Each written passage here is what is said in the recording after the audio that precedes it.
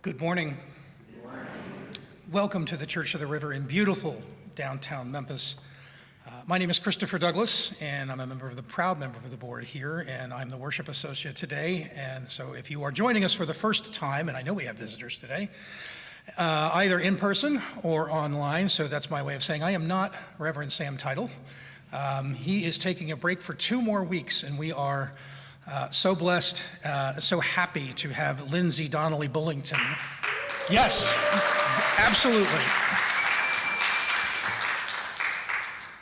As our pulpit guest. So let me introduce Lindsay before I get on to the announcements. Lindsay Donnelly-Bullington, who uses she, her pronouns, is a seminarian at the Boston University School of Theology and an aspirant for the UU ministry. She is sponsored by our own Church of the River. She is a punk rock itinerant preacher who spends much of her time and spiritual caregiving energy at a vegan ice cream shop in Boston. She is a lifelong Memphian, and prior to her heading off to Boston to go to seminary, she's a product of the Memphis public school system and Rhodes College.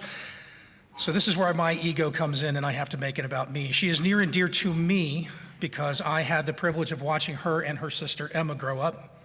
And like many others in her family circle who are parents of kids younger than Lindsay, my wife and I see Lindsay and Emma and her parents as a yardstick for our parenting efforts and style. We firmly believe that if our own Bijou and Arlo can be anywhere near as kind and smart and funny and loving and amazing and as amazing as Lindsay and Emma, we will have been successful as parents. So far, so good.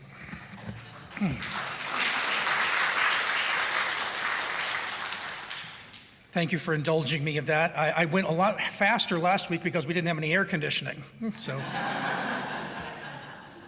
So, if assisted listening devices and or large print hymnals would allow you to better experience our worship service, please request one from our ushers and staff. And our usher and staff is in the back, Mike Schooler. We try to save church parking spaces for folks who are less mobile. And this applies more when we're out of the summer and into the times when we have more people. Additional parking is available in the Channel 3 lot on Sundays from 9 to 3 for those who are physically able. If you are new and you parked close and you don't, that doesn't apply to you, please, you don't have to get up and move your car. Nursery and preschool rooms are open for children 4 and younger from 9:30 to 12:30. Please note, all children must be registered before attending, but that's really easy because there is one of those newfangled barcode thingies that you can scan. Children in our sanctuary are always welcome, but if you and they prefer a more comfortable location from which to watch the live stream, the Mississippi River Room is open, and if you're new, we can show you exactly where that is. Ages 5 to 12 may follow their teachers out for planned activities after the time for all ages. I'm doing that too. Take notes of the QR code on the sign in the back of the sanctuary. It will lead you directly to links for the order of service, ways to donate, etc. A number of items, including coolers, flags, etc., were left over from Pride Fest. The church is beginning renovations shortly, so please remove them as soon as you can. It says here that they're at the rear of the sanctuary. I have been told they're in a classroom, and I'm guilty because I got a couple coolers I have to pick up today. After the service, we're happy to help you load anything. It says here, if they're not picked up today, they'll be moved to the Potter Wing. That's already happened. Elizabeth Turner and Jules Swenson are holding a ceramics class in the art room every Sunday, 12:45 to 2:15 during the month of August. For more information and to register, check with Elizabeth, Jules, or Debbie, of course, or complete the form at the link on the e-blast and communications email. Cost for the 4 sessions is $100 and space is limited. Team Upstream meets Friday, August 4th at noon. For more information, check with Laura McWhorter. Next Sunday after the service, there will be an in-person informational session regarding plans to share our building with the other, oh boy, now I can't remember what the name of the church is. I really apologize, but with our other church on Sunday afternoons. We invite first-time visitors to fill out a visitor's form on the website or complete a visitor's card. If you're interested in joining the Church of the River, please see our usher/staff, Mike Schooler in the back, or me, or anyone else who's got a name tag with a board name tag on, and we'll be happy to assist you. I am so sorry. For more details on these and other Church of the River events and activities, email info@churchoftheriver.org, subscribe to our weekly mailing list, and follow us on Facebook, Twitter, and Instagram. With no more announcements or banging of the microphone, our worship service will now begin.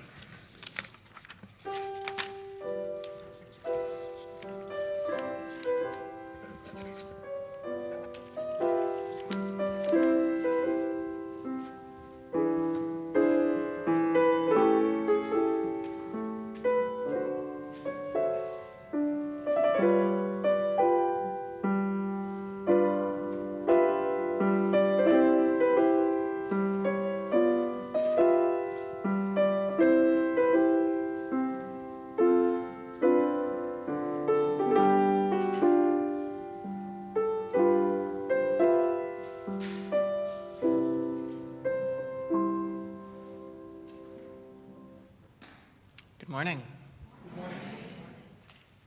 Our opening words this morning are Awakening of Stones, Hypothesis and Central Argument by Elizabeth White. In the new mythology, you are always whole. If and when you fracture, it is not a part. A part does not exist here. You will know that upon entry. You will know each fissure as it breaks open your life. You will know the cracked edges of your splendor.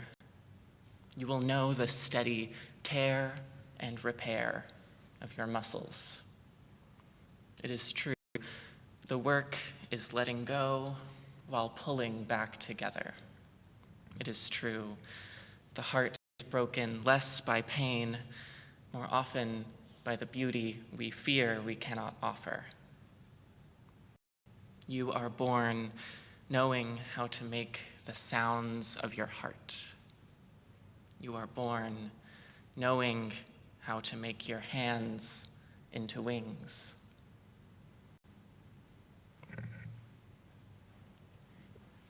We laid our chalice this morning with words from Sinead O'Connor. These words are lyrics to a song that sound to me like a wish or a prayer or maybe an affirmation or a spell. She writes, I'm walking through the desert, and I am not frightened, although it's hot. I have all that I requested, and I do not want what I haven't got.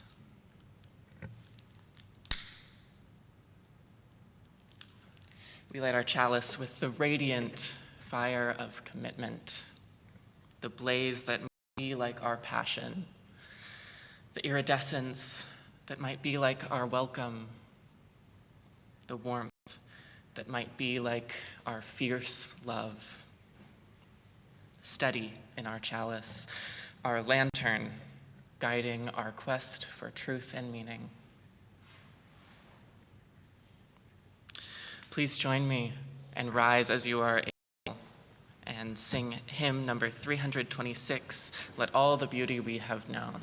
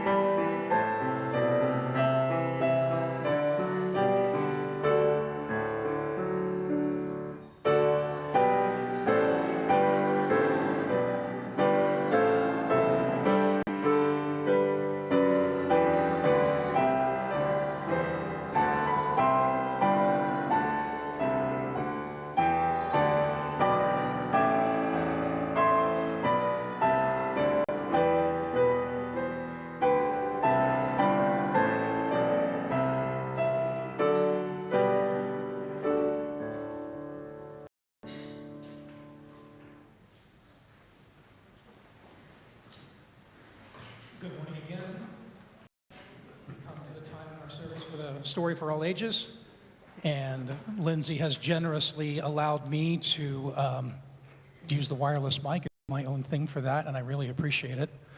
So in looking over what she intended to talk about, and I saw that her message is ice cream ministry, I had everything that I needed. So, has anybody made ice cream before?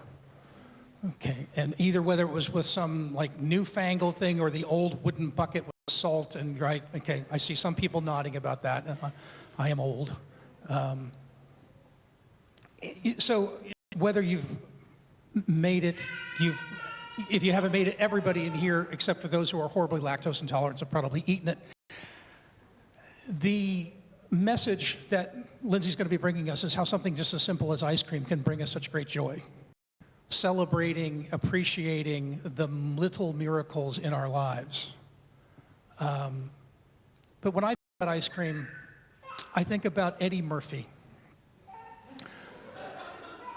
So for some of you who are really young, who aren't like me, who knows Eddie Murphy as a guy who used to be on television, and a guy who was in movies in the 80s, what you know him for is, if you know the donkey from Shrek, that's Eddie Murphy.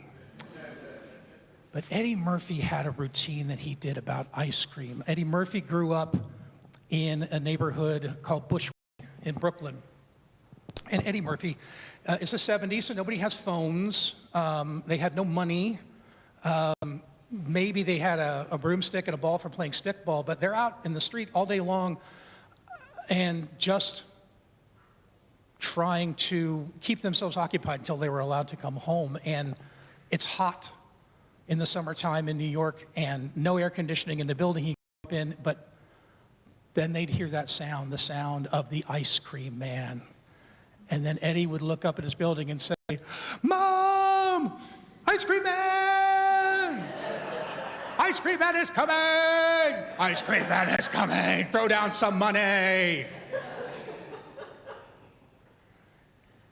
What I know Lindsay's going to be talking about today, what I hope for all of us is that we can unburden ourselves of the work and the school and the scenes and anything else that may be keeping us and preventing us from enjoying the little miracles.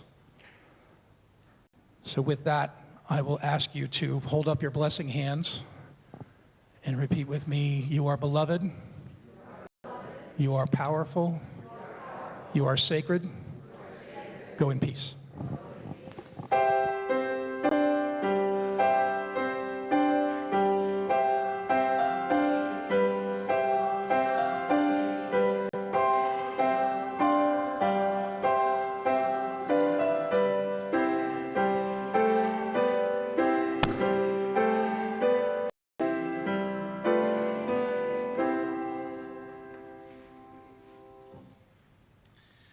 Our first reading this morning is the poem Miracles by Walt Whitman.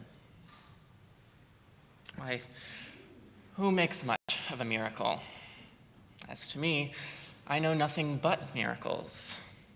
Whether I walk the streets of Manhattan or dart my sight over the roofs of houses toward the sky, or wade with naked feet along the beach just in the edge of the water, or stand under trees in the woods, or talk by day with anyone I love, or sleep by night with anyone I love, or sit at table at dinner with the rest, or look at strangers opposite me riding in the car, or watch honeybees busy around the hive of a summer forenoon, or animals feeding in the fields, or birds, or the wonderfulness of insects in the air, or the wonderfulness of the sundown, or of stars shining so quiet and bright, or the exquisite, delicate, thin curve of the new moon in spring. These, with the rest, one and all, are to me miracles, the whole referring, yet each distinct and in its place. To me, every hour of the light and dark is a miracle. Every cubic inch of space is a miracle. Every square yard of the surface of the earth is spread with the same. Every foot of the interior swarms with the same. To me, the sea is a continual miracle. The fishes that swim, the rocks, the motion of the waves, the ships with men in them. What stranger miracles are there?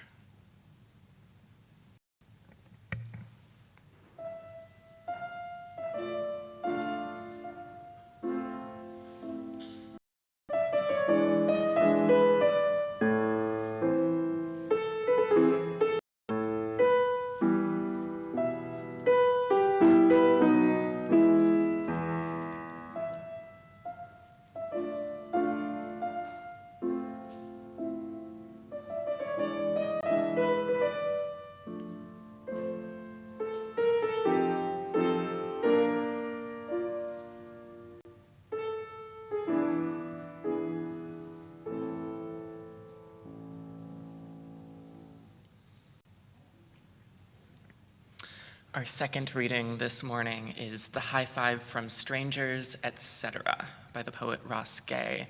This is from a book of essays of his called The Book of Delights, and he writes a little bit about writing that book in this excerpt.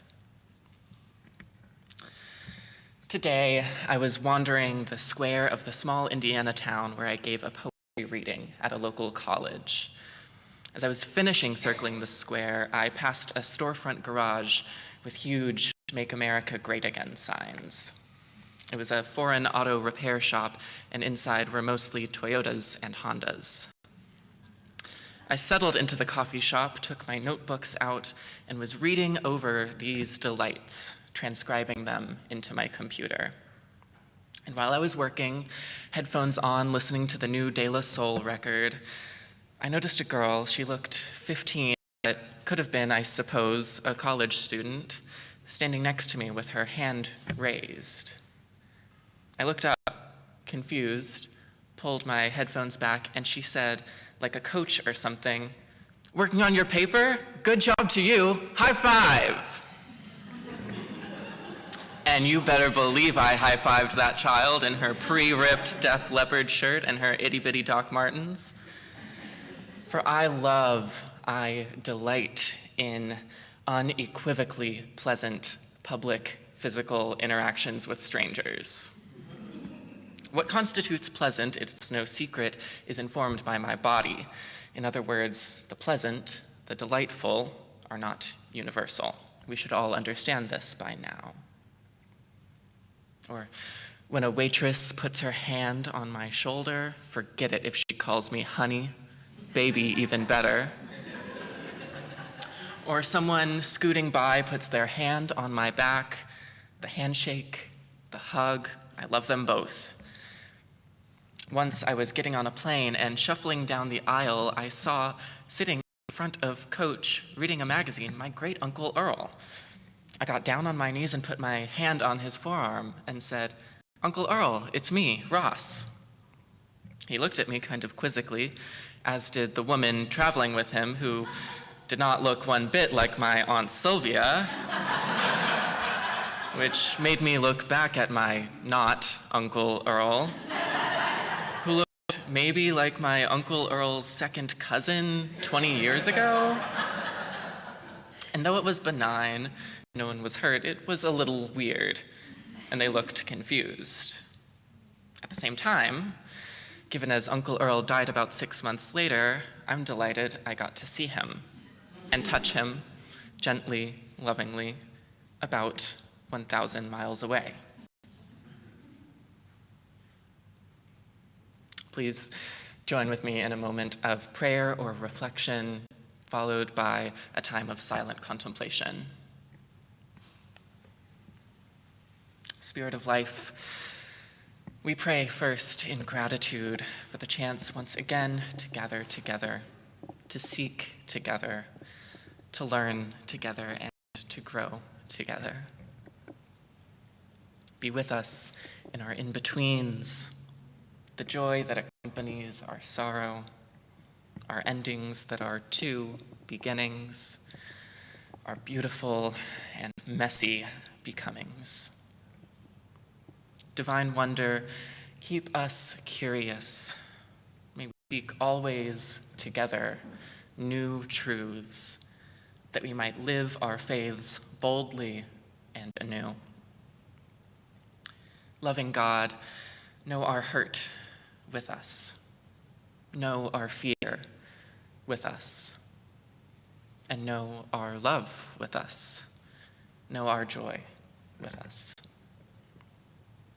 We lift up our prayers to join with the Community Unitarian Universalist Church in Plano, Texas, last week suffering from a firebombing attack that luckily none but spirits and front doors were harmed in. Grant us peace through it all, not a peace that sedates our outcries, and not a peace that mutes our shouts of delight either. Grant us, instead, a peace that amplifies. Vast universe, great unknown, ultimate mystery, may we move with love and in love as witnesses to love. We pray in awe of the many unacknowledged forces that keep us worshiping together today. May this great curiosity sustain us.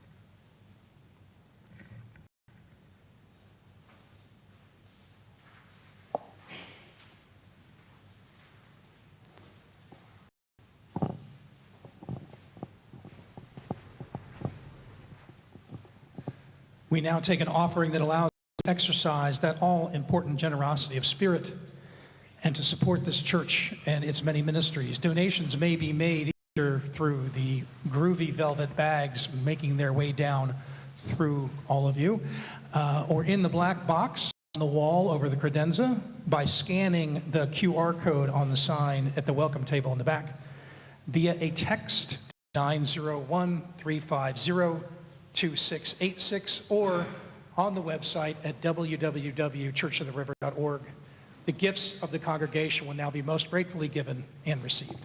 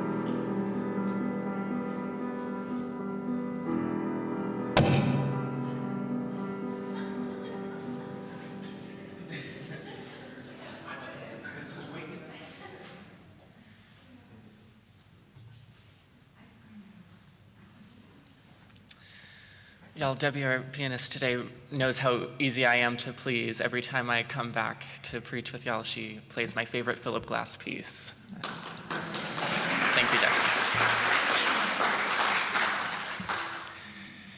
What a miracle it is to join with y'all once more for worship. It's been just about a year, I think a year like next week, since I've joined in this pulpit, and it's very nice to be back.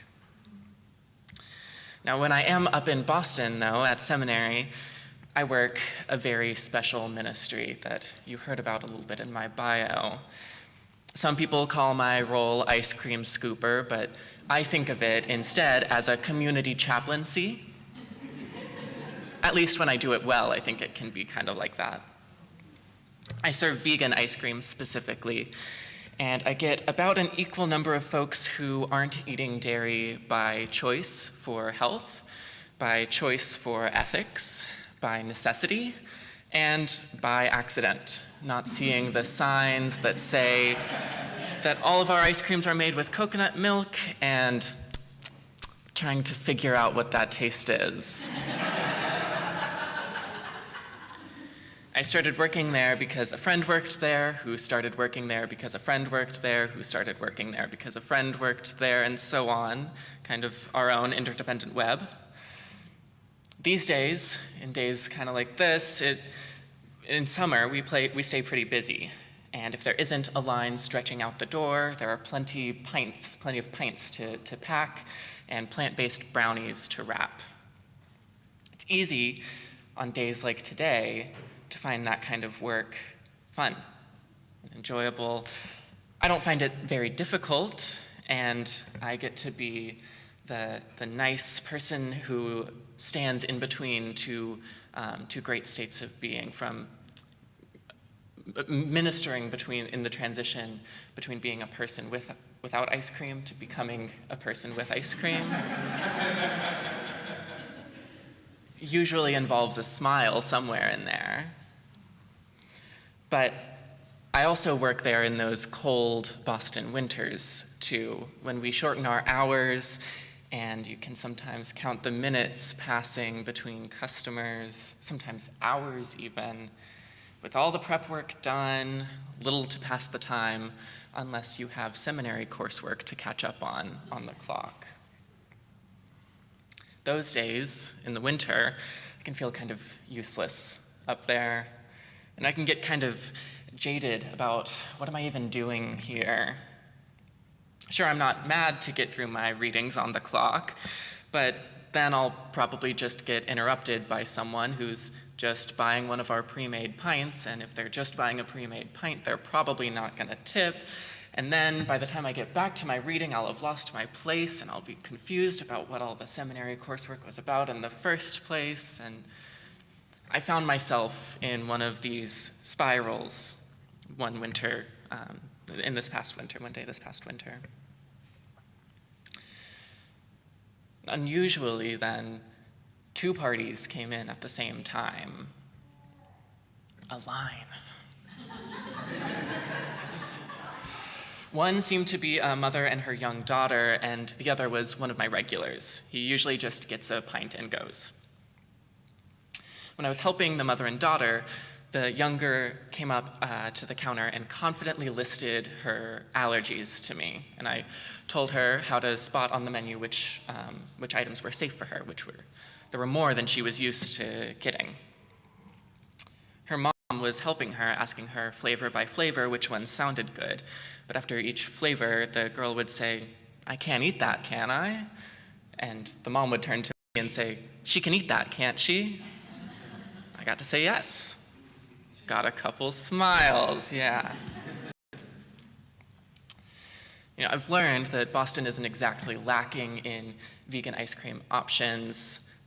Just about every shop carries one or two plant-based flavors, but most of my customers aren't used to getting so many choices. The mom loaded the kid up on toppings. She said, "But I can't eat whipped cream." She turned to me and said, "She can eat the whipped cream here, right?" I said, "Yeah, she can eat the whipped cream here."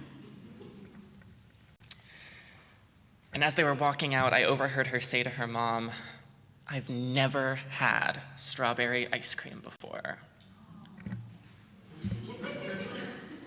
What stranger miracles are there?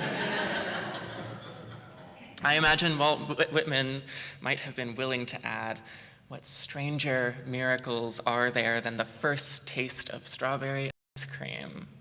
Or really, what stranger miracles are there than the smile on a young person's face as they take their first taste of strawberry ice cream? When I was preparing for this sermon today, I was talking to a friend and fellow seminarian. Honestly, I was texting them during a slow period at this shop. I joked that one day I'll have enough stories about this job to write sermons about. They asked me, why not now? And I thought about it and I wrote back, I think I'm too in it right now, kind of too jaded about this customer service job where sometimes the customers can be pretty annoying. So I'm probably not recognizing all the spiritual gifts and lessons. And then I texted them, oh, I think that's the sermon, right? I felt like soaring when I handed that young person their ice cream, scooped in a larger cup than usual so that I could put extra toppings on there and load it up with so much whipped cream. I wished them a good rest of their day, and I flipped the tablet back around. They didn't tip. I thought we had a good thing going there. I even threw the sprinkles on with no charge. That strange miracle, or at least the feeling that I got in witnessing the strangeness of that miracle, left so easily. Until the next person came up to the register. My regular, with his usual pint of ice cream. Great, another non-tipper. He never does. But this time he had a strange look in his eye. Instead of his usual sarcastic or self-deprecating comment, he looked at me and said, wow, that's a moment she'll never forget. Her first time eating strawberry ice cream. I smiled hearing Walt Whitman and Ross Gay and his words. What stranger miracles are there than the high five from the stranger, than hearing a child's excitement about eating a new flavor of ice cream for the first time. Maybe I can think of one stranger miracle, having someone to witness it with and remind you of that miracle when you get swept back up in the mundane frustrations. When I turned the tablet back to me after he walked out, I noticed he tipped. He doesn't usually do that. He has every time since that he's been back, because the truth is cheesier than fiction.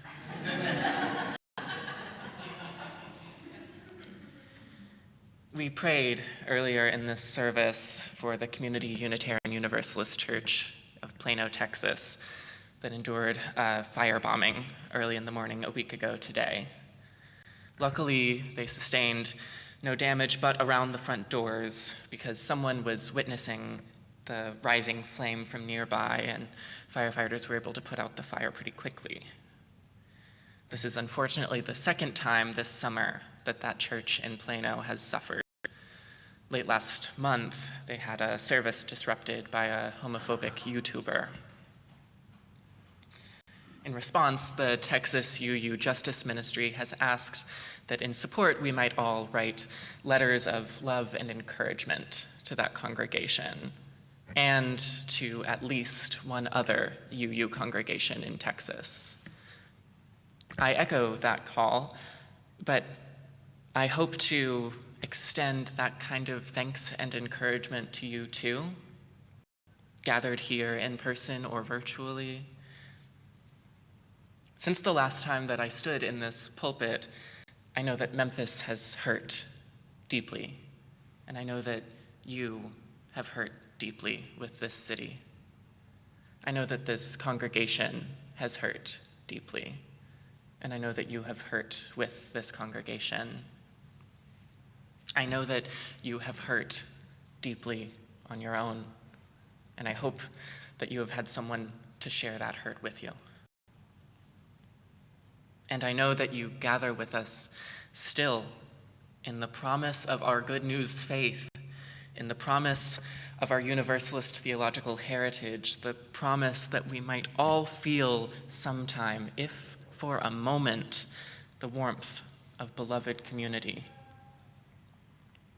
I pray that we may each, especially in times of great hurt, but not only then.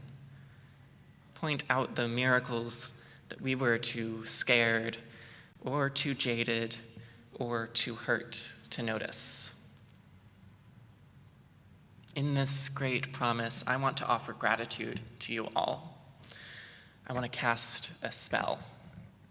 These are the words of Adrienne Marie Brown's Radical Gratitude spell, which she writes is meant to be cast upon meeting a stranger, comrade, or friend working for social and/or environmental justice and liberation, as I know you are, however that may be. She writes, "You are a miracle walking. I greet you with wonder.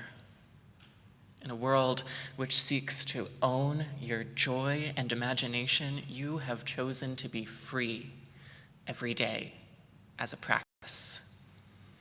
I can never know the struggles you went through to get here, but I know you have swum upstream, and at times it has been lonely. I want you to know I honor the choices you made in solitude, and I honor the work you have done to belong. I honor your commitment to that which is larger than yourself, and your journey to love the particular container of life that is you. You are enough. Your work is enough. You are needed. Your work is sacred. You are here, and I am grateful." Amen.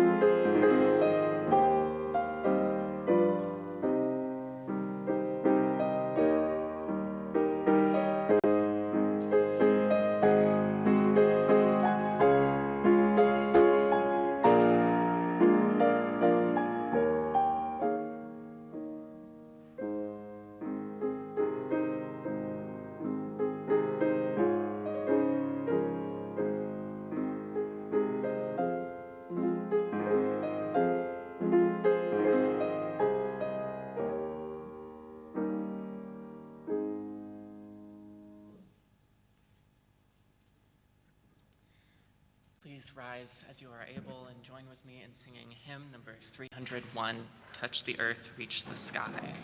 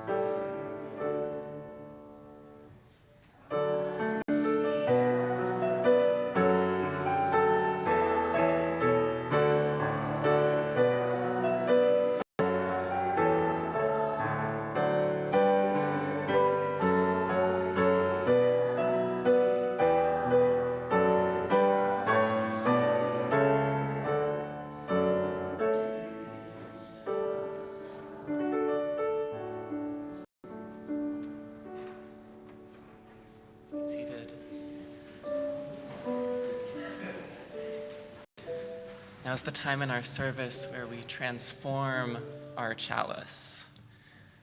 Much as the frozen winter sustains the hot summer, we extinguish our chalice to hold in our hearts the sacred flame of our faith. May we find it where least expected. May we wear it like a sweater, holding close the warmth of the love found and shared here.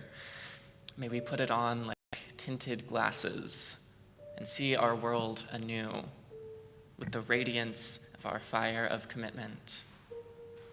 May we put it in one ear like headphones, hearing the music of our worlds in harmony with the hymns of the spark of inspiration.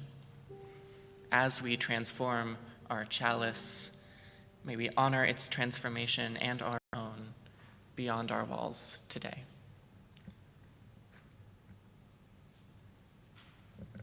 For our benediction, the words of Asada Shakur. It is our duty to fight for our freedom.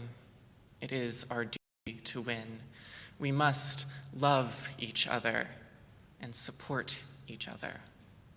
We have nothing to lose but our chains. Amen. Go in peace.